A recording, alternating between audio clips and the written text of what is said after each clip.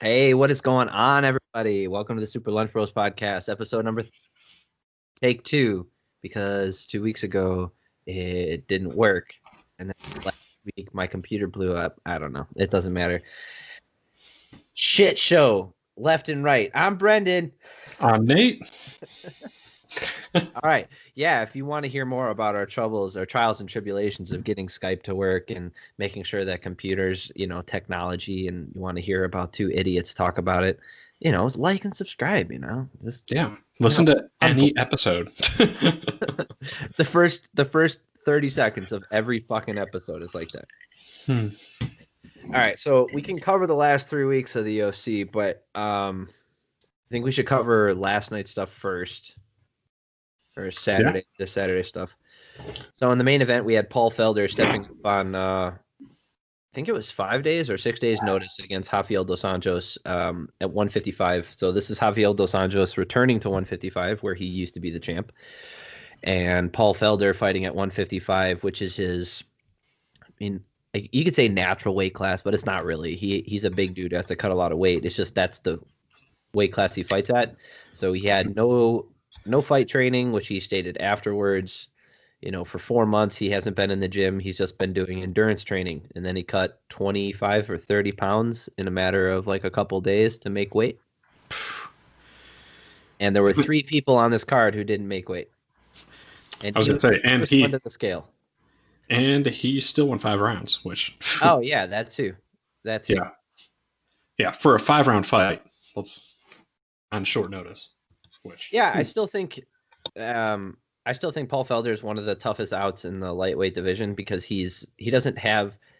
Yes, he might be the UFC commentator and all that nonsense. Not nonsense, but all that stuff. It's just he doesn't have the fight recognition that some of the other lightweights do. Even some of his contemporaries, somebody he used to train with, like Donald Cerrone. Nowadays Justin Gaethje, Tony Ferguson, like. He doesn't get the respect that they do because he's. I don't know why. He spent a lot of time on the cusp of a title shot, like kind of just standing right outside that bubble, and he never really. He's never had one. So yeah, I was gonna say if you notice, he never really like closed the deal in the clutch moment, or the cards just didn't really fall right for him. However you want to put it for his career, but I mean, it should be very apparent to anyone that listens to his commentary or listens to him during any fight that he commentates. He has absolutely, second to none fight IQ. He's extraordinarily tough. He's fun to watch. He put together some great wins during his time. So, yeah, he's never an easy day for anyone, but he never really necessarily had, he just had a rough path. It didn't quite work out the way it could have for him. Yeah, I mean, also he is in the the hardest division in the UFC. It's the deepest division, and 1 through 15 is all killers. So there's no easy path to the title at lightweight. There just isn't, and he's getting older, and he's talked about retirement. But after this fight, apparently he's fallen in love with the sport again, and he's not going anywhere. And Rafael dos Anjos. Didn't he have like a super emotional retirement at the end of his last fight? Like did he officially retire? I swear he did. No, he said so right after the fight. He's like, "Hey, I've got." This wasn't after his last fight, was it? It was after when he fought Dan Hooker. So when he fought Dan Hooker, he was like, all I can think about is my son. I got my son at home, and like blah blah blah, and like he was very emotional about that, and he was thinking about retiring. And then, after he sat on it for a while, I was like, yeah, you know what? I'm going to come back and fight. And did he fight somebody else before he fought Rafael? No, I don't remember. No, this is his. Yeah, that's what I'm saying. Yeah, the last, because we talked about the last one with him. Yeah, that was in February. Yeah. So that's what I was thinking. He had like a super emotional post fight, and that's why I thought he was completely done and retired. Yeah, I mean, he was. He talked about like coming back to fight like maybe a couple more times and then being done with it. But now, I mean, he might. I don't know, dude. Lightweight is so stacked. What do you think about Rafael making the move back down to lightweight? Yeah, well, as the former champ and clearly a better fighter at 155, I think the reason why he moved to 170 was because of Khabib. Like there was no way he was making it to the title with Khabib there, and there was a couple other challenges in his way, and he just didn't have what it took. Like after he lost the belt to poop. Did he lose it to Eddie? Eddie Alvarez. Yeah. Eddie Alvarez. Yeah, he got TKO'd by Eddie Alvarez, and then Eddie lost it to Connor. So because of that, he kind of lost a lot of star power, and then he does have a decent cut. He's like a 165er, maybe a 160 fighter, because he's not a giant lightweight, but he clearly has to cut some weight to get down there. So I think he'd be more suited for 165 or 160. And at 170, he did really well. I mean, he's currently ranked number 12 at 170, but he traded wins and losses at 170, clearly showing that he belonged there, but also losing to guys who were way bigger than him who could wrestle. Like that was the end of it. So you also have guys at 170 that probably should be at 185. Yeah. I mean, you got or could be. Yeah. I mean, when he fought Kamaru and got out wrestled, he fought Kobe and got out wrestled. Who else did he fight?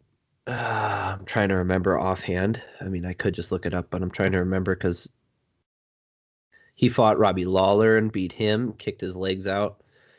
But yeah, like he doesn't belong at 170. He's just too small to be a real title contender there. So back at 155 with no Khabib, I think he stands a much better chance of getting his way back up to the title shot. And because he was supposed to fight Islam Makhachev. That's why, he ended up fighting Paul Felder, is because Makhachev fell out. He already beat Cerrone, who's still ranked in the top 15. Drew Dober would be a fun fight. Kevin Lee is a shit show. Elia Quinta. He has a lot of winnable fights. Yeah, there's no one that I look at 155 that he doesn't stand a chance against. Or it's going to be such a complete lopsided fight that, he's not going to be able to compete or pull out a win that night. Like, there's definitely some people where, I'm going to say 6 out of 10 fights they're going to win, but I don't know about that. I think Tony Ferguson, Dustin Poirier, Justin Gaethje, and Dan Hooker, Conor McGregor. I think everybody, those are all the top 5. I think everybody in the top 5 takes RDA. RDA out. I don't know about that, but I think Justin's definitely his hardest fight in that top 5. No, Dustin is. You think Dustin Poirier? Yeah, actually, maybe Tony. Because Tony doesn't care about getting taken down. He's scrappy as all get out. Like his cardio is unbelievable, so he's not going to get tired, and RDA's pressure isn't going to get to him. Connor's might be his easiest fight, but I don't think he wins that one either. I think he beats Conor. I don't. It depends on which Conor we have, but a small portion of what we had 4 years ago just smokes RDA. Like on the feet, Rafael is so hittable. Like he's got really good cardio, but we saw it at 170. Like he is very hittable.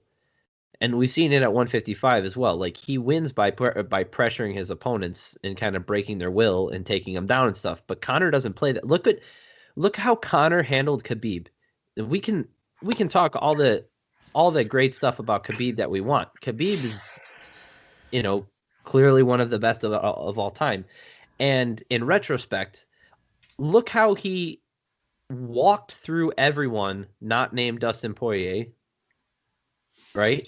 Mm-hmm. And compare their performances to each other. And look at what Conor did. Conor was able to hold him off for 4 rounds, was able to, win a round against him, and was able to stay on his feet for a good portion of that fight. Now, Rafael dos Anjos is a much better striker, but I don't think he's anywhere near where Conor is as far as striking goes, and he's going to get tuned up. I think his only path to victory is making Conor tired. So like we're going to have to see like fourth or fifth round is like that's when he, wins against Conor. He doesn't win the first 3 rounds. Yeah, I guess I would just have to see what Conor actually shows up to this fight at this point. That's my curiosity with him. I don't necessarily know if he's the same fighter that he was kind of during his peak performance time. Well, he can't be. Like, it's impossible for him to be the same. But is the difference so great that he's just completely washed and doesn't belong in the top 5 anymore? I don't know. I mean, the last performance we saw from him was him walking through Donald Cerrone. So I think the Dustin Poirier fight will answer that question. Yeah, I know. Pretty definitively to decide what Conor it is. But I just don't see. I think RDA can beat Charles Oliveira. He obviously beat Paul Felder on 6 days' notice, but I still think Paul Felder has a rough time with RDA. He can beat Diego Ferreira. Eli Aquinza, he can beat Kevin Lee. That's who the fuck knows. But yes, like Kevin Lee is very beatable. Well, he did beat Kevin Lee. I think it might have been 170 though. Oh yes, that was Kevin Lee's first fight at 170. Yes. Beneil Dariush is beatable. He gets in too many brawls. Islam Makhachev is a wild card. Gregor Gillespie would be a rough fight. I guess it's not an easy path, but there's a path. I don't think he's holding the belt for a long time if he ever gets back up to it, but I mean, I think he needs a minimum of 3 wins. So his next fight has to be someone in the Huh? So especially in this division. Yeah. Like his next fight has to be someone again in the top 10 because he just beat Paul Felder, right? So his next fight has to be someone like Charles Oliveira or Dan Hooker. And he has to win that fight. Then he has to fight someone in the top 5. And then he might have to fight again because of the way things have been going as far as like everybody fighting each other in the top 5.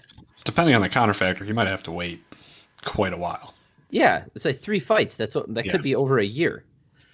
And he's not getting any younger. We could be looking at a Conor versus Justin setup. We could be looking at Conor versus Tony. Like there's so many combinations up in the top 5 area. Like it's going to be rough to squeeze out space for yourself in that. Yeah, it's just I don't see him. I don't see him getting the title again. He could do it, but I just don't. I wouldn't bet money on it. No. All right, so we had this Callan Williams guy knocking out Abdul Razak Al Hassan with it was just a short, straight shot. And I mean, it was hard, but everybody, I think it was just the reaction from Al Hassan that got everybody, all crazy and how cool it was. I mean, he punched him with a straight punch and the guy fell down. Like, yes, he obviously has a lot of power. It was a good place shot. Like, all right. I don't think we learned anything from that fight. Like, except he can hit hard at welterweight. Like, cool beans.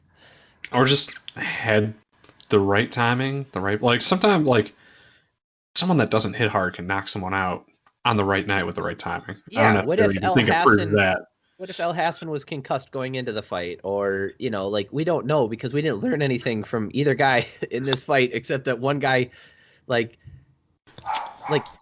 he did what he always does, apparently, which is just hit really hard. And that's great, but you're never going to learn anything until he gets up. Like, there's I don't know. I'm less impressed by these unranked guys knocking each other out. I would concur with that. So next up, we had a nice women's strawweight bout. Ashley Yoder. They were Ashley Yoder, they were tied up together at the end of the second round. Like Ashley Yoder had her in a a mounted triangle, sort of, because she was on top and had her in a triangle, right? But then she was fully laid back, and her head was tangled up in Miranda's legs. So it's like they were laying on top of each other, and like for the last 30 seconds couldn't do anything. It was one of those weird situations. It was kind of crazy. But and Ashley Yoder almost finished the fight twice. Like she got, and at the very end, she put her in like she had a nasty, wasn't a neck crank. It wasn't quite a rear naked choke either. She was just putting a lot of pressure on the esophagus of Granger and almost got the finish. So Ashley Yoder's one of those women who's like she's not physically impressive. She doesn't hit really hard. I mean, she's kind of dangerous on the ground, but I have not seen a single thing from her that says that she's going to be like a title contender or a ranked fighter or anything like that, other than the fact that she's pretty and then like, she's going to sell well. Audio. I can't hear you, son. As unfortunate as it is for women in the UFC, that is definitely a factor for, maybe it's not title shots, but getting headlines on cards and, I don't for headlining cards, it's a factor. Oh, yeah, of course. But I just don't think that she's like, I don't see anything from her that says that, like, I don't know. It's hard to shit on her when she just got a win because it was a very, like, she looks really good on the ground. Yeah. It's just, she looks like can I say this? Both women, excellent nicknames. What? I don't remember what they were. Ashley Yoder's a spider monkey, which, she absolutely lived up to that nickname. And then Miranda Granger's is Danger. So it's Miranda Danger Granger, which, just perfect rhyming scheme. I thought it was fantastic. I do appreciate a good nickname. I still think the best nickname in the UFC is still Andre Fili with the nickname Touchy. Oh, God, yeah. That's a good one. Andre Touchy Fili. I love that one. Let's see. Not too much on the prelims that of note, except Kanako Murata, who is a disciple of what the heck? The Pride fighter who Kazushi Sakuraba. Right? So she's a disciple of Sakuraba, and she finally, apparently she's been offered a fight in the UFC before, but Sakuraba told her no until now, and Randa Marcos had nothing. Randa Marcos is another one at strawweight where if she can out-wrestle you, she can get a win. But if she can't, that's the end of it. Like, she's not going to knock you out. She's not going to outpoint fight you. Like, she has to out-wrestle you, and she has a losing record. I wouldn't be surprised if she got sent back to Invicta. Oof. I mean, it's a competitive division, so. Yeah, but she's really good. Like, she's had a lot of good wins in the division. It's just she's never going to crack the top 5 with her fighting style, and I could look her up. I don't think she's getting it. She's not getting any younger, and it's hard to make these giant leaps in your skill set when she's 35 years old. Yeah, it's kind of. She's been fighting for quite some time. Like, this is who she's going to be, which is like, she's a good fighter, but she's just never going to challenge for a title in the UFC. Like, that makes no sense. Like, she lost to Amanda Hebos, Mackenzie Dern, and now Kanako Murata, which it seems like she's just being set up. The very quiet storm. Yeah. Yeah, it seems like she's just being set up as like for people to get some name recognition. All right, so let's touch on 2 fights from last week real quick. So last week we had Thiago Santos versus Glover Teixeira. Okay, Glover, I get it, man. I get it. You don't want anybody else to fight for the title while you're still alive, apparently. That's fine, but you're ruining everybody's good time. No, in all seriousness, that's so impressive. Like, he has just every fucking time, man. Like, everybody is just like, there's no way he wins this, including me, and then he just does it. He's incredible. Yeah, there's no denying the skill set. There's no denying the experience that plays into it. Obviously, he can still get it done, especially against someone that you and I both felt like would be the champion before soon. But and he rocked him. Everybody does this now to Glover. Like, they rock the shit out of him, and he just somehow comes back at the finish. Yeah. No, it's because they all go to the ground with him. I don't understand. Like, you've seen it happen 3 or 4 times now. It's like back in Ronda Rousey's prime. Everybody's like, I'm just going to run into her and grapple with her. Like, you're an idiot. Yeah. Okay? So it's the same thing. All these guys are outstriking Glover, right? They're rocking Glover. And what do? Immediately jump on him. Like, dude, he's in his sleep, he can out-grapple most people in the light heavyweight division. And that's basically what he's been doing for the last 4 fights. Everyone that fights him should just look at what Justin did during the Tony fight. Yes. Don't follow him down when you rock him. No. Hit him, just make him stand back up. Exactly. Like, I can wait up here. I know what happens if I go to the ground with you, but that's not going to help me win. I mean, in all fairness, he did get takedowns. Like, in the first round, he took Thiago Santos down. It's just if you rock him to the point where he looks like he's out. Because what? So who's the last guy who had like a really good performance against him? Alexander Gustafsson? I was gonna say, let's be honest, from a technical standpoint, if you rock him, it's probably gonna happen again very soon after he stands back up. Like, from a physiology standpoint, if you're beating him on the like in your stand-up game, you're beating him and you rock him and he's down, fuck it. Let him stand back up and then put him down again. Do you want to hear how impressive this is? Okay, now we've all looked at Glover and we know that he's obviously diminished from what he used to be, right? We get that. But let's look at his record since he's been in the UFC, because this is impressive. He submits Kyle Kingsbury in his first fight. Oh, hold on. Now, I was big on him when he was first finally announced to where he was going to fight John Jones. Like, I thought he might be the challenger that can finally give John Jones a run for his money when that was announced, 7 years ago or whenever that was. He's too small. Like, John Jones uses his distance. He keeps distance so well. All right. So, first fight in the UFC, submits Kyle Kingsbury, knocks out Fabio Maldonado, right? Wins against Rampage. Submits James Tahuna, whatever. Knocks out Ryan Bader. Then he gets his title shot against John Jones. Loses a pretty convincing decision, but he went the distance with John Jones. Fine. Goes the distance with Phil Davis and loses.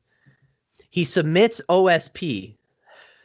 He knocks out Patrick Cummins. Knocks out Rashad Evans. Gets sent to hell by Anthony Johnson, like everybody does. Happens. No shame in that.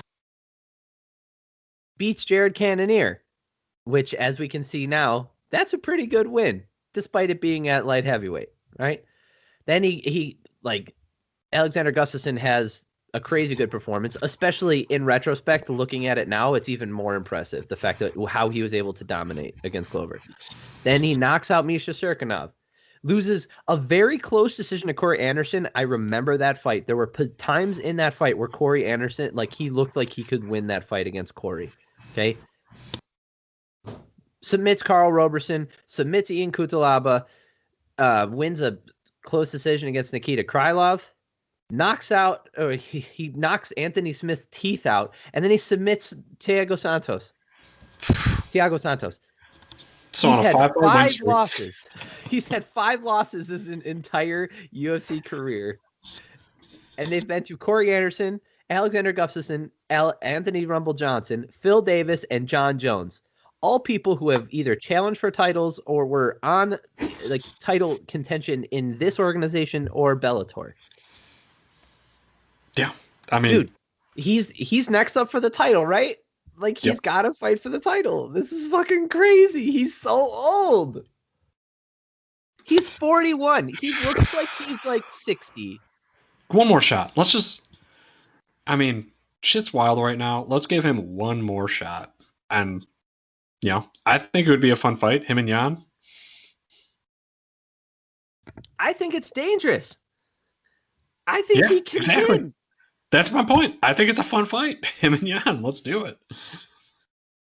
Like, how messed up is it? I mean, obviously he's going to have to wait because Jan is fighting. Oh, yeah, we haven't even talked about this.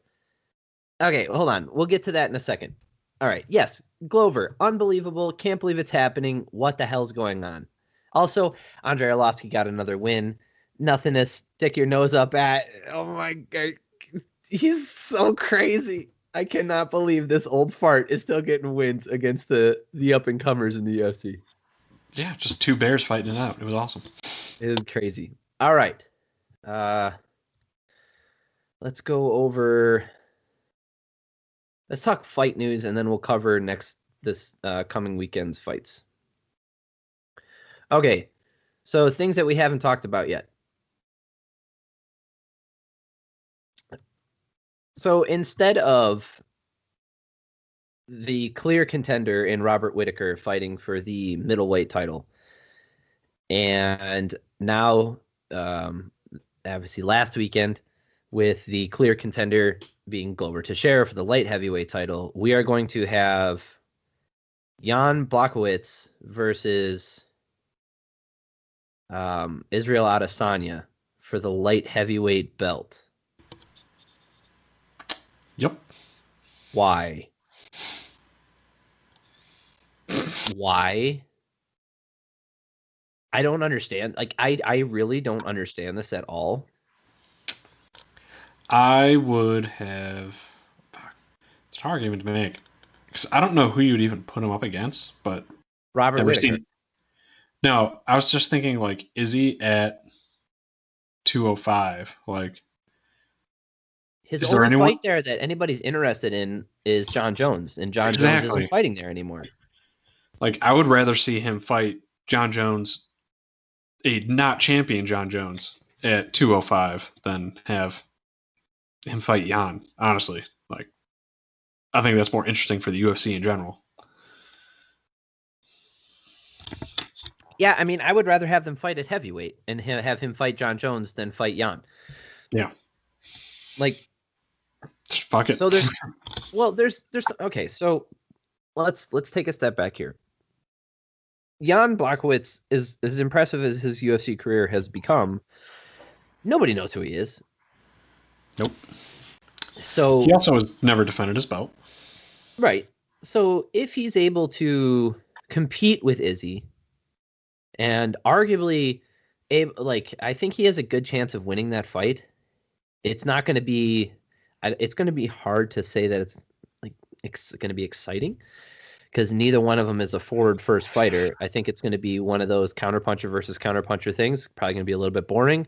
And that's the kind of fight that Israel is shown to excel at, as among other types of fights. Izzy is just insanely good. So the real thing that Jan has is like punching power, decent cardio for a light heavyweight, and size against Israel Adesanya. So, and the ability to move forward if he has to, where...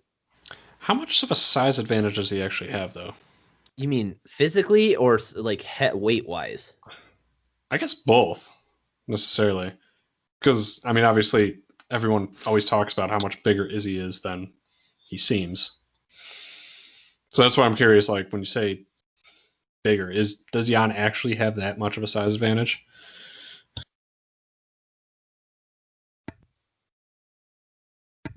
Jan is 6'2", with a reach of 78, and I know that Izzy is taller than that. I think Izzy is 6'4". Yeah.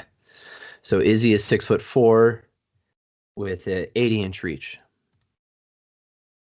So he's taller and has a longer reach, but he is significantly lighter than Jan.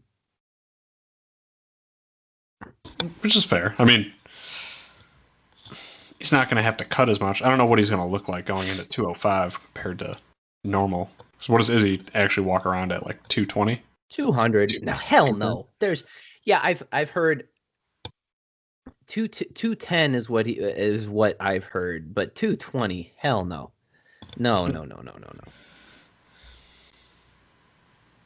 I mean, it's just, he's a big guy. I'm not here. All right, I'm not a truther here. I'm not trying to like shit on like Izzy saying like, oh, he's too small to win. I think he has a very good chance at winning. I would actually favor him in this fight based off of what I have seen. But then again, I have favored a lot of people against Jan, and Jan still wins. So it really is going to come down to how much adjustment is he going to make for light heavyweight, which I don't think he's going to make any, because he said himself, he's like, I didn't cut weight when I was fighting light heavyweights and heavyweight and kickboxing. Fine. There is a little bit more grappling, obviously, in MMA than in certain kickboxing. So, like, if you're fighting in Muay Thai, there is grappling, leaning on your opponent with the clinch, fighting in the clinch, having your opponent carry your weight. So weight does play a factor, but not quite as much in MMA.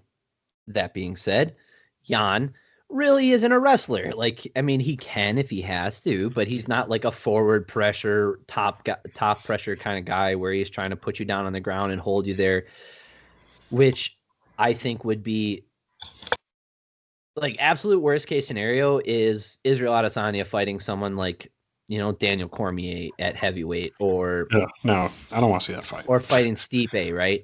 Where it's a big dude who can, keep up the pressure for 5 rounds and put you on your ass the entire time. So, like, that's the nightmare. Whereas someone like Jan, who is going to probably want to strike with you, I mean, Izzy can win this fight. So this goes back to my original question. What the fuck is going on? Why are we doing this? Well, all right, here's my argument for it. Is it like the name of the game in the UFC is be a 2-belt champ. Like that's kind of the progression. Once you have 1 belt, all right, the only thing better than 1 belt seems to be 2 belts. Like UFC fighters, I would argue, get more negotiating power with the UFC when they have 2 belts versus when they have 3 title defenses. So, and Israel wants to have a better position with negotiating with the UFC or basically getting what he wants. Having 2 belts is better for him than another title defense against who the fuck cares. Like, I love Robert Whittaker, but he's going to have more negotiating power off of this, and it's going to be better for his career. Even if it's against Jan versus, even if it's against Jan and not John Jones, like as an MMA purist, obviously we all want it to be John Jones that Israel gets the light heavyweight belt from, but this is hands down an easier pathway for him to have a better standing in the UFC. Okay, I mean, fine. It's hard for me to, like, obviously I'm going to watch it and I'm interested, but one of my biggest pet peeves in the UFC, especially because they've been so ready to matchmake people that we've all been clamoring for, right? They're very good about that. One of the things that is just drives me nuts over the past 10 years that I've been really interested in the sport, maybe even a little bit longer I've been watching, is when you have someone who is at a point in their career where they have earned a title shot, right? And I'm not saying that it's more important for someone who's older, right? Like let's say someone who's 45 and clearly at the tail end of their career and they have done what it takes to like earn a title shot. Let's say they've done all that. I don't think that necessarily puts them ahead of someone who's 21 years old. But if you take yourself out of the situation a little bit and you realize like, oh, hey, maybe this is his last shot. It's a good storyline, blah, blah, blah, blah, everything you want to put into it. One of the things, like I said, The thing that bugs me about that is when you have a guy who has clearly been putting in the work and just is repeatedly overlooked and never given the opportunity to even challenge for the title, and then that opportunity just gets washed away and he's forgotten the time. So you end up, I understand Glover already had a shot, fine, but Glover hasn't had a post John Jones title shot, and Robert Whittaker was the champ, but he didn't get an immediate rematch because it was so definitive, right? Like, why aren't we giving him a chance to put a stamp, like, or letting Israel put a stamp on that rivalry officially? If it's one of those things where like, oh, Israel's so sure he's going to win that fight. Well, that's good. I do favor him in that fight. I think he can win. I think he's going to win that fight, that rematch. It's just this push to get everybody fighting other people or fighting in other divisions and all this, like, are we gonna look as fondly on this kind of stuff as we would as if like someone making a Randy Couture title run at 45 years old at the heavyweight division, or someone like Alistair Overeem getting that title run? Like, he obviously didn't do it, but he was fucking close against Stipe. He almost not like he could have knocked Stipe out, and he's still challenging for it. I got a question for you with all this. Who do you think is making more of a push for this fight to happen? Jan and Israel or the UFC? The UFC. Really? Because I no, the UFC. No, it's the UFC. This has the UFC stink all over it because there's no. Everybody was talking about that. The UFC wants it because it's going to be more interesting to fans and unknowns and bring more eyeballs to the light heavyweight division minus John Jones. So it's the UFC. Okay. Because I was going to say, let's be honest. Right now, 0 people in the world outside of, hardcore MMA fans give a fuck about the light heavyweight division of UFC with no John Jones in it. No one really knows anyone. No one really cares. There's not really definitive storylines. There's not big personalities. Like, UFC has a huge light heavyweight problem. Exactly. For middleweight, I mean, it's definitely, for Southeast Asia, I think the rematch between Israel and Robert Whittaker, like, for that part of the world, that's a huge storyline, and that's a huge thing that I think they would want to happen. But they're shut down. Exactly. Yeah. For one, shut down. But 2, if I'm Izzy, I would also be pushing for this light heavyweight fight too. So, oh no, I'm not saying that he's not a first title defense. There's like John Jones. John Jones would have better first title defense. Theoretically, yes, but not theoretical. He called him out. But with no John Jones, if you're going to have a title defense and make a name for yourself, knock out Glover real quick. But in a pay-per-view format, if you can beat Israel, like that's probably the best you could ask for as the light heavyweight champ right now. Yeah, when no one knows who you are. But that's not what the UFC is setting up. The UFC is not setting up, oh, we're going to make Jan a giant star. That is a side effect because Israel has nothing to lose in this endeavor and everything to gain. If he loses at light heavyweight, we all take a step. We all like go back on Monday and we're like, he moved up a weight class and didn't get the win. He's still at the champ at 185. Who cares? Whereas if Jan loses, he's a footnote in UFC history. No one fucking cares about him. All right. I'll be honest, though. Even for Jan's side, I think this is the best case scenario. Because say Jan fights Glover and loses. Now you're even less of a footnote. Yeah, or now you're even more of a footnote. However you want to put it. But now they have it. But the title stays in the light heavyweight division. If you have Glover go up there, let's say Glover wins, right? You get this good story of this older guy. Like, that build-up can be pretty good. Let's say he gets the win. People do know who Glover is, not necessarily outside of MMA, but no one who the fuck knows who Jan is either. So it's like, if Jan gets the win and puts Glover out, then that's it. Glover's not getting another title shot after that. I don't care how many wins he's going to get. Like, the dude is 45 years old. He's going to be retiring soon. If he does get the win, right, and he puts Jan to sleep, right, or wins the decision, you could have an immediate rematch, but most likely that's not going to happen. What you're going to have now is a bunch of young challengers going ready to go take out Glover and possibly get a big knockout and get the title. I do think this is a very short-sighted move from the UFC's end, because you can't build up a light heavyweight division if you're just tossing the first champ you have in it, not named John Jones, at a different division. So they're not even giving it the chance to start building up and seeing who's going to rise to the top of it. Yeah, what happens if Israel wins? Now you're going to tie it up, because there's going to be that wait for, is John Jones going to come out to fight Israel for light heavyweight? Because that's going to be but they won't let him do that. They will not let him do that. So, okay, they would if he gave up the title at 185. They won't let him keep two belts. Nobody in the UFC has ever been able to keep both belts and defend both titles except Amanda Nunes, because 145 doesn't exist. So she has a belt in that division. The division isn't even ranked on their website. We've got like 3 or 4 fighters in the 145 division that they just bring in once in a while, right? So we have Megan Anderson, who by all means is a fantastic fighter. She's tremendous, right? She's very good. And you've got like other fighters on their way up and blah, blah, blah. Like, I don't care. No one cares about the 145. They made the division for Cyborg and she's gone. Yes. Like, that division was just for Cyborg. Yeah, and she lost the belt to Amanda Nunes. And now Amanda has 2 belts and she's allowed to defend both, because both of those divisions are, one is way thinner than the other. Like I said, doesn't even exist.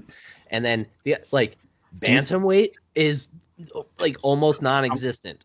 I'm gonna throw out the scenario to you. Do you think if Izzy won light heavyweight, and it seemed like the John Jones fight was going to happen, would he give up middleweight for the John Jones fight at light heavyweight? Yeah. Okay. Yeah. But now we're losing. Like 185 has had a bit of a resurgence, but I mean, who's gonna fit? Like, Israel has knocked everybody out in that division, so it's going to be like how the light heavyweight division is now, where nobody really thinks that the light heavyweight champ is the champion because John Jones isn't there. John Jones never got beat. But if Izzy beats Jan and John Jones comes back and Izzy is able to pull it off,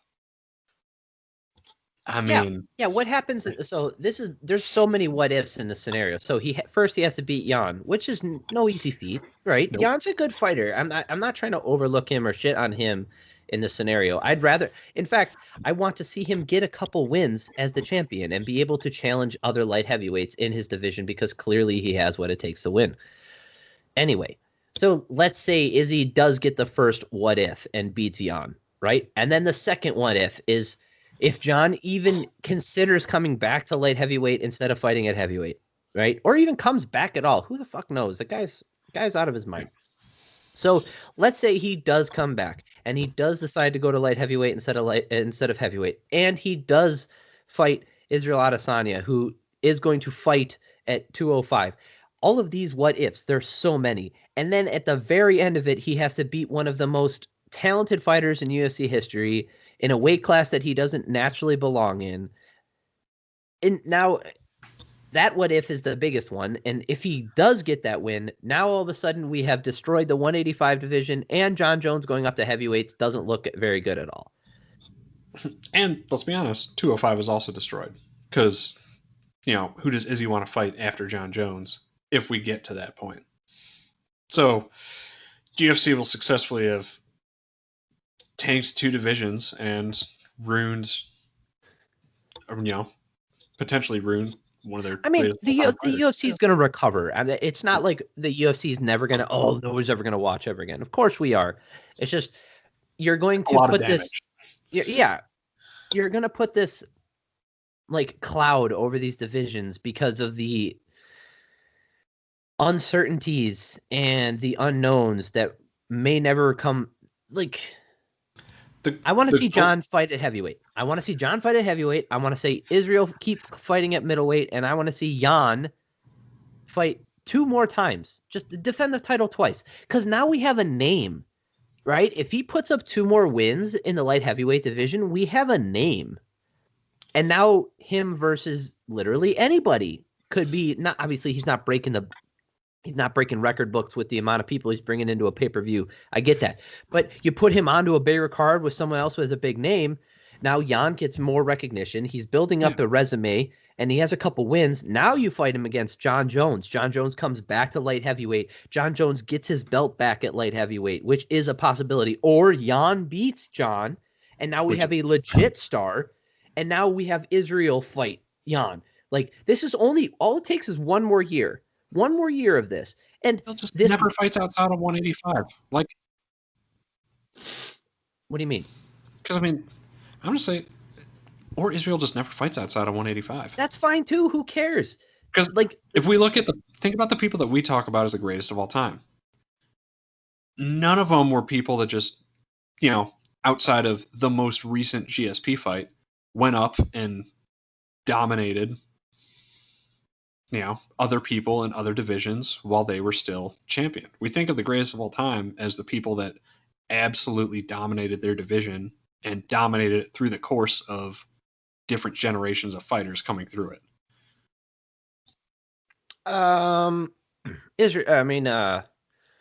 Silva did it, but he never fought for the title at 205. Yeah, he dipped his foot in there, but I don't think of him as the GOAT because of his fights at 205 necessarily. No. I think of him as the GOAT because of how dominant he was in his division. Same thing for GSP. I don't think the Bisping fight necessarily made him the GOAT. I think his career before that solidified his position. Yeah. That's what I'd rather see for Izzy. I'd rather see Izzy spend his time at 185 and absolutely put his stamp on that being his division. Same thing for Jon Jones. I would rather see that necessarily. Well, yeah, but just look at the scenario I put forth, right? Like, I'm not trying to just sit here and say like what I say, or I'm not going to try to reiterate what I say and say that is the best scenario here. But you have Jan Blachowicz, right? Which nobody really gives respect to because Jon Jones never lost the title, right? So we don't have a clear lineal title exchange. So let's say he beats Glover, okay, which is doable, right? He could beat Glover. And let's say he beats Thiago Santos, right? Like, let's say Thiago moves up and gets a win, or that other cat that's Alexander Rakic, right? Let's say he wins that fight. Or, okay, whatever, 2 or 3 wins down the road. Now all of a sudden we have a real name, and Jon Jones is going to be like they're going to be like, hey, can you beat this guy? Jon Jones is older. Maybe he's had a couple fights at heavyweight. He comes back down. Best case scenario is both sides. If Jan wins, we have a clear lineal title exchange between the greatest of all time in that division and the new champion. And now if he were to lose, now there's closure in that division. If Jon Jones were to beat Jan, he gets his title back. He can take on literally any other challenger, or he can retire at that point based off of however his heavyweight career went. And now the light heavyweight division has real closure, and Jon puts a stamp on there like the greatest of all time as a light heavyweight. I definitely agree. Either your scenario or just this fight, this fight just sends both divisions down a road that doesn't make sense for either of them. And that's my problem with it. Like, let's take the 2 of the thinnest divisions that we have, right? And let's trash both of them by possibly getting rid of a champ in one or scarring the record of the other one in the UFC. Like, the best case scenario for the UFC is Israel wins, right? And now you set up an immediate fight with Jon Jones at light heavyweight. But Israel needs to vacate his belt at 185, and then he could go back and get it from, Robert Whittaker or whoever has it at that point. I mean, that's a fine storyline too, but I don't necessarily. No, it's not good. It's not better than it's definitely everybody stayed in their own damn division.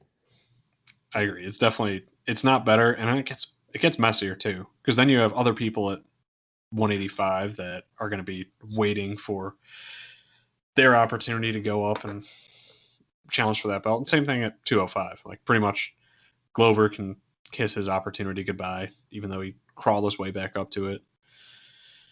I mean, I don't know what Reyes plans for the future, but any chance of him coming back is going to be stalled out. Like it's going to gum up both divisions, and there's not necessarily. I mean, Izzy's about as big as it comes for being like the staple champ of the UFC right now, I would say. So essentially, like we don't really have like John Jones was the long-term champ of the UFC that was well known across the board. Yeah, Anderson Silva, GSP. Yeah, but we had these guys who were staples. Yeah, and we have some very, very incredible other divisions in the UFC, but they don't necessarily have star power or staples that are making them relevant to everyday society. Like most people probably don't know who the lightweight champ is right now, unfortunately. Like there is none. Exactly. Like most people maybe have passingly heard of Khabib. Most people probably haven't heard of Kamaru Usman. Like, and if they have, maybe passingly, they probably couldn't tell you what division he's in. Like, and look at Izzy is just divisions. Starting to break that plane of being kind of a somewhat more household name. Yeah, and I mean, look at what happened in those divisions. We had GSP leave, right? At 170, and everybody's like, "Oh, if GSP came back, how could he do? Would he win? Is this guy really the best?" At 185, we had clear lineal title exchanges, right? Anderson Silva to Chris Weidman, Luke Rockhold, Bisping, GSP kind of. Oh yeah, GSP, and then look what happened there. Now he walks away, but everybody kind of knew that, so that wasn't as big of a deal. It wasn't like he was a champ forever and then he took off. 155 was nice. We had, pretty nice. Yeah, because we didn't have it. There was no. The only thing there that was left was Conor McGregor, and he came back and obviously Khabib beat the crap out of him, kind of. Yeah, and got the win there. So that had a nice bookend on it.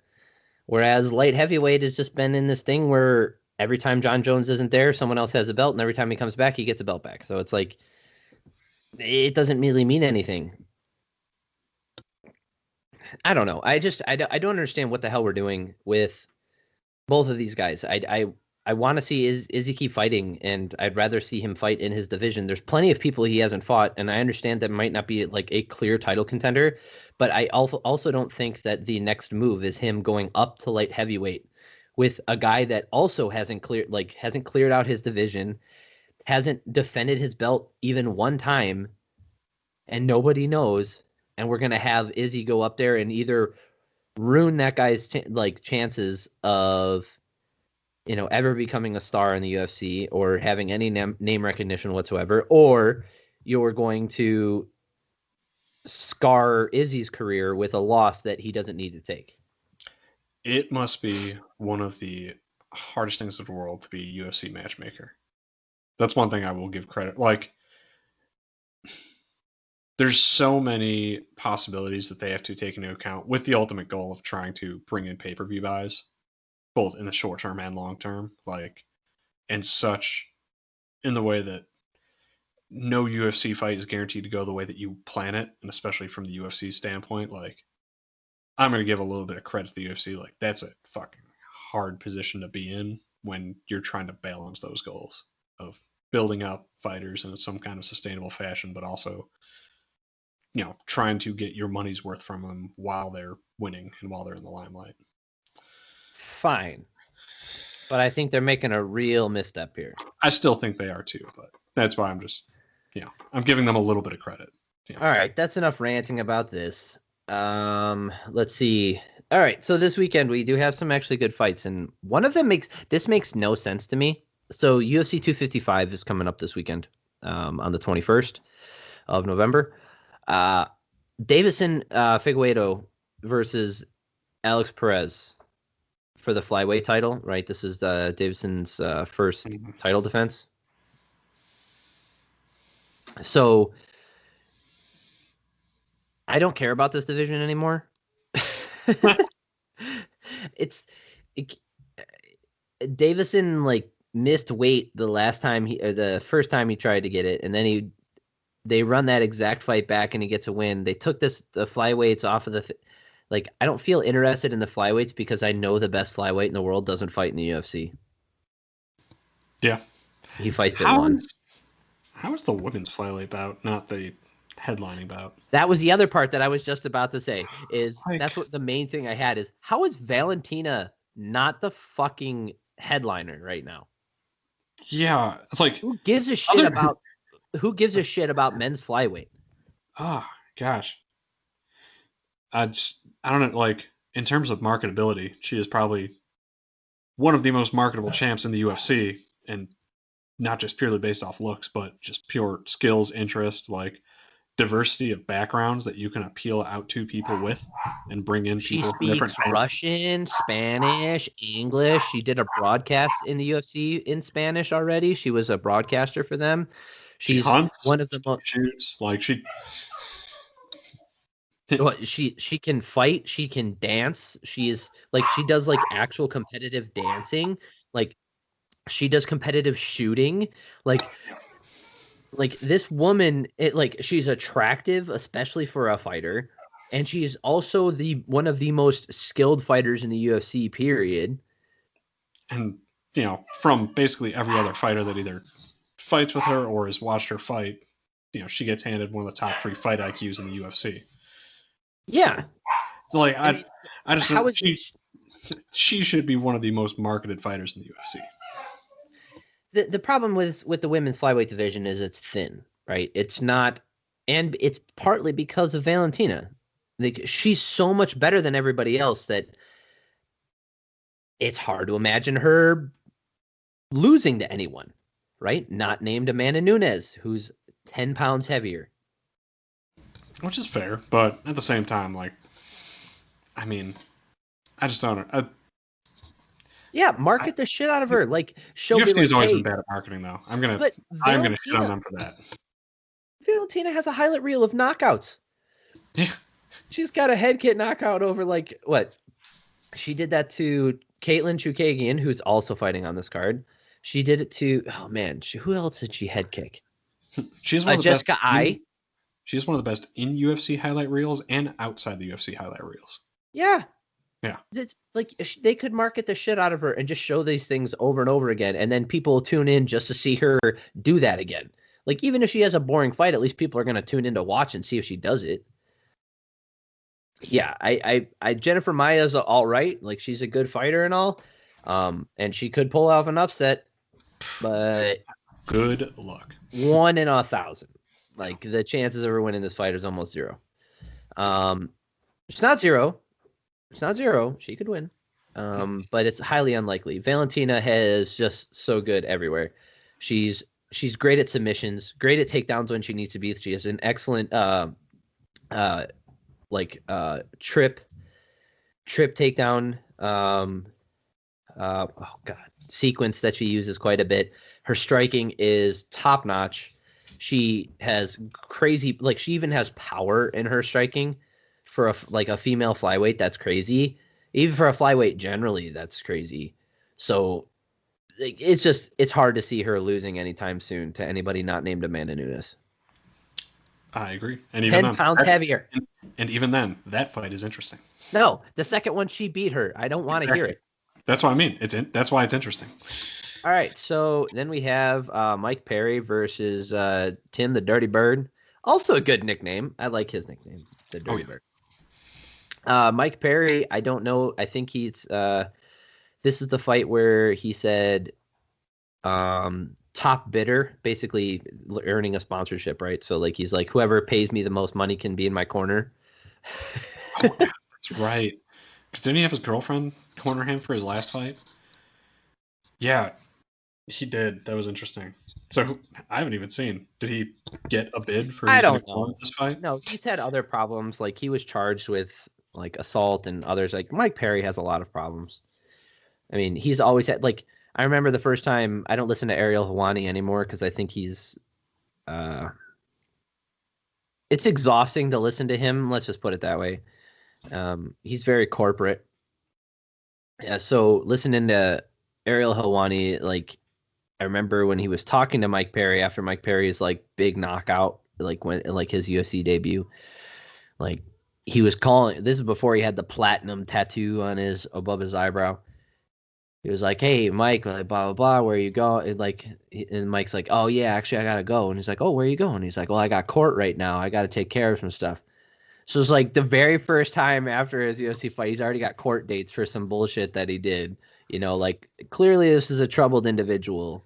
And, if you can't be a prize fighter in the United States, like what can you be? I'm not saying that he shouldn't be able to fight, but like I don't really follow him that much anymore because it just makes me sad. Yeah, that's a shame. I did not realize he had consistent and still occurring legal issues that he's dealing Yes. with. Yeah. And so we got him fighting Tim Means. This is gonna be a pretty good fight. Tim Means is very hittable. Um, he just does not get his head off the center line. I don't know what the hell it is, man. Tim Means is a nasty, nasty guy. Like in the clinch, he's got great elbows, great knees, crisp striking. He just, dude, like he does not move his fucking head, and he gets caught. He's been caught quite a few times recently, so it's hard for me. Obviously, I think he's the superior striker to Mike Perry, but Perry hits hard, and he's got good cardio, and Means is also good on the ground, you know. So I think this is going to be an interesting fight. It's really going to tell me like who's able to put forward pressure on. So if Mike Perry is able to just push forward and swing wild shots, I think he's eventually going to catch Tim. As sad as that might be, but if Tim Means is able to keep the distance and probably maintain, dude, I don't know. Mike Perry has looked really good. Like that last fight. I mean, again, it was against Mickey Gall, so it's not like super telling, but he was able to out wrestle and out grapple Mickey Gall, which is impressive. So I think this is gonna be. If I had to put money on, I'd put money on Mike, which is weird for me to say because I love Tim Means. There's a somewhat, I don't know if this should be depressing, but it kind of is. But I just saw who is on the bottom of this card. Mauricio Shogun Hua? Is it that guy? Yep. Yeah. So he's still fighting. Yep. You know what's crazy? Here, I think if I'm not crazy, I don't think I'm nuts here. I'm pretty certain you aren't. So I'm pretty sure he is on. Yep, that's what I thought. Okay, cool. So he had 3 wins in a row. Decision against Nogueira Rogerio, right? Decision against he won a split decision against Corey Anderson. Poor dude. Knocks out John Vellante. Never was impressed with him, right? Loses to Anthony Smith. Fine. Knocks out Tyson Pedro, which was crazy because Tyson Pedro is was supposed to be like the next guy up, and he has this crazy boxing and blah blah blah, and he just got knocked the fuck out. Then there was a draw against Paul Craig, who he's fighting this weekend, and then he won against Antonio Nogueira again. Okay, yeah. So essentially, he's on a we can call it. So if he wins this fight, we can kind of call it like he hasn't lost a fight in his past 4 fights. Let's put it that way, right? If he wins this weekend. This is light heavyweight. What's he ranked right now? I could see him fighting. 12? I could see him fighting Glover. What's he ranked? 15th, 12th, somewhere around there. Hold on, let me look.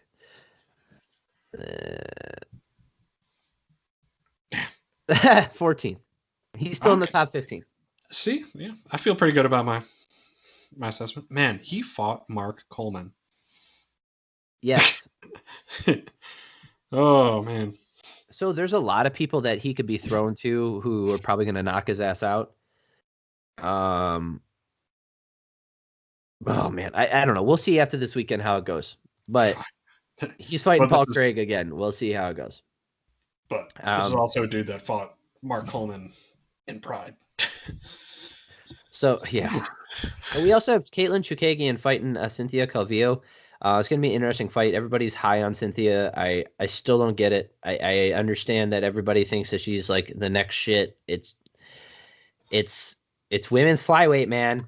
Market Like the shit you got. yeah, like you guys are all talking all kinds of mad shit. Like she's the next thing up. Like you understand you have the best, one of the, if not the best fighter pound for pound in the UFC in that division, and you are not.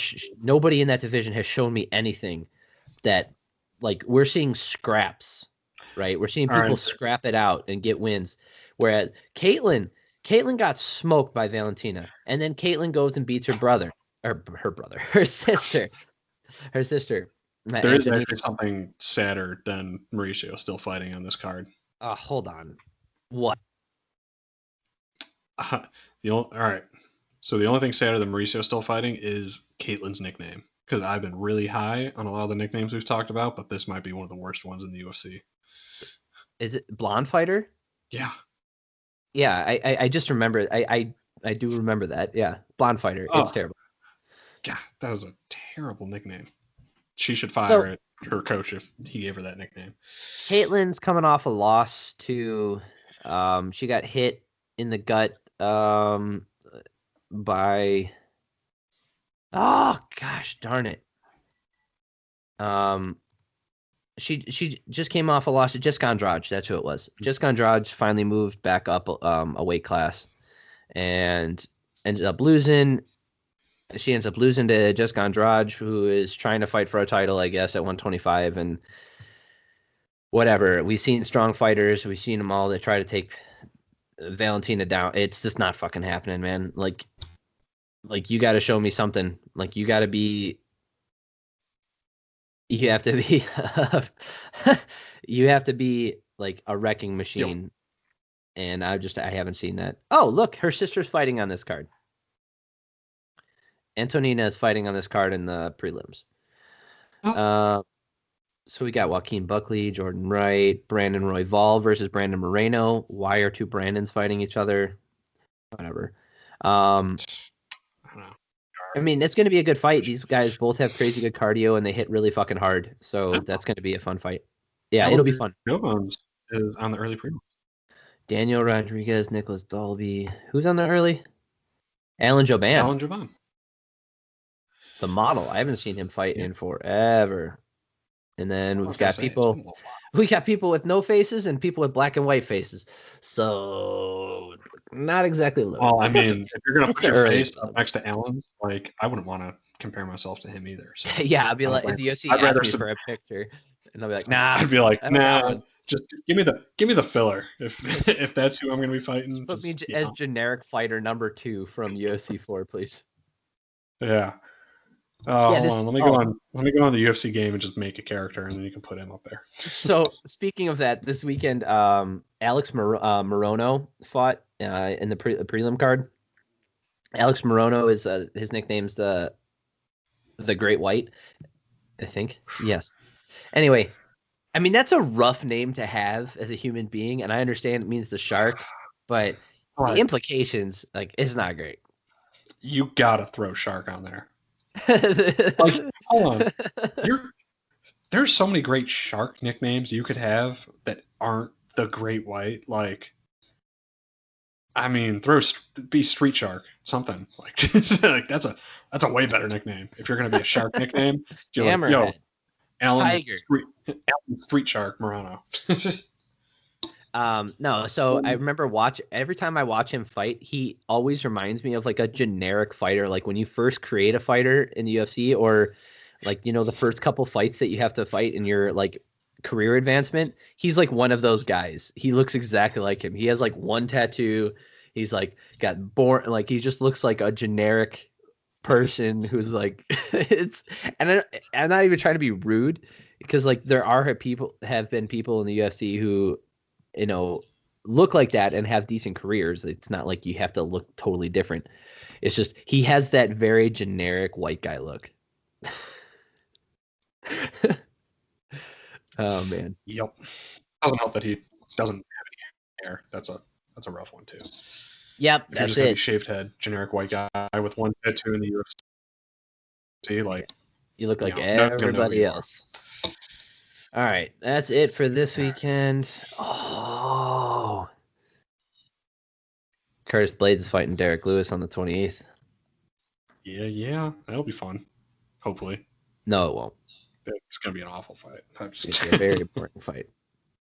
But that's it's either okay. going to be entirely on the ground or Derek Lewis is going to get a knockout. Yeah.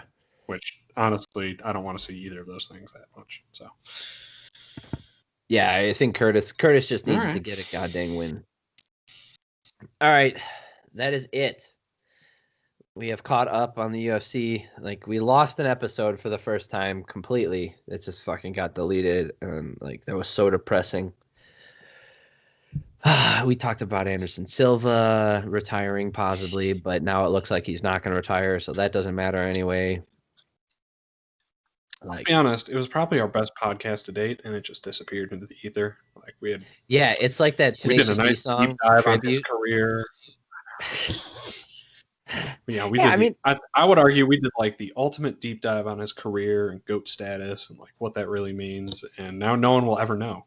No, you know what? Someone will know because he's going to fight again, and then we'll do that exact fucking podcast one more time after he retires. One more time. All right. Are you saying we repeat ourselves sometimes when fighters come back? Actually, that would be really nice if we just like replayed that segment from an old episode and just like just do it again. He retired again. All right, guys. Oh my God, my nose is running like crazy. My allergies are nuts. So thank you all for listening. Thank you if you made it through. We kept this one pretty brisk.